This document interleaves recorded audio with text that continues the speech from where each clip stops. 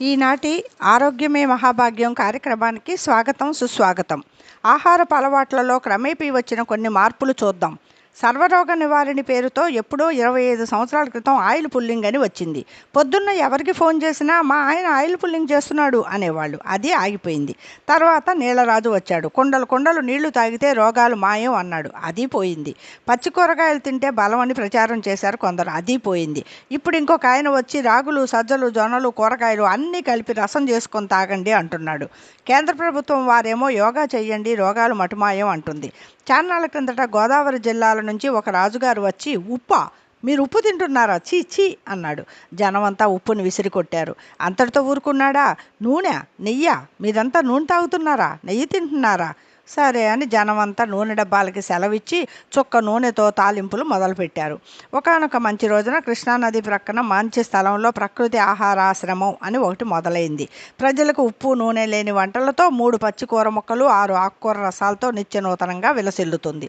సరే, ఇది ఇలా ఉండగా ఇంకొక ఆయన ఎవరో రాగి చెంబుల్లో నీళ్లు నింపి చంద్రుడి ఎదురుగా పెట్టి తెల్లారా నీళ్లు తాగితే అసలు చావే రాదు అని ఘంటాపదంగా చెప్పాడు. ఇంకేముంది, కొట్లలో పడి రాగి చెంబుల వేట మొదలైంది. అలా వెన్నెల్లో పెట్టిన రాగి చెంబుల్లో నీళ్లు తాగుతూ ఉప్పు నూనె పులుపు తీపి లేని రాజుగారి వంటలు తింటూ 200 ఏళ్లు గ్యారంటీ అనుకుంటున్న దశలో మహారాజశ్రీ మాచినేని ఉద్భవించారు.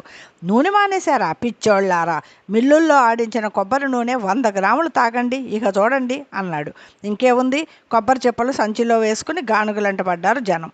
ఇంకొక సాము వచ్చి పురుగు మందులు లేని చిరుధాన్యాలు తినండి, మీ ఆరోగ్యాన్ని మీరే సంరక్షించుకోండి అన్నాడు. ఇంకేముంది, కర్నూలు సోనా బియ్యం అన్నం తినడానికి బదులు సామలున్నాయా, అరికలున్నాయా, సొజ్జలున్నాయా అని షాపులంట పరుగులు తీస్తున్నారు. వీళ్ళంతా ఇలా ఉన్నారు, నేనేం తక్కువ అంటూ మట్టి కుండల్లో వండుకొని తినడం మంచి ఆరోగ్యం అని మూలనున్న మరో మట్టి శాస్త్రవేత్త గారు అన్నారు. చెయ్యాల్సింది చేయకుండా ఎంతకాలమని వాళ్ళు చెప్పారని వీళ్ళు చెప్పారని ఆరోగ్యం కోసం చెంబులేసుకుని సంచులేసుకుని పరిగెడతారు. ఇకనైనా పరుగులాపి ప్రశాంతంగా జీవించండి. మన పూర్వీకులు అన్నీ తిని చక్కగా పని చేసుకున్నారు. మనం మాత్రం పని మాని ఇలాంటి వాటి వెనుక గంతులేస్తున్నాం. నిజం గ్రహించరా నలుడా. ఈ కార్యక్రమం ఇంతటితో సమాప్తం.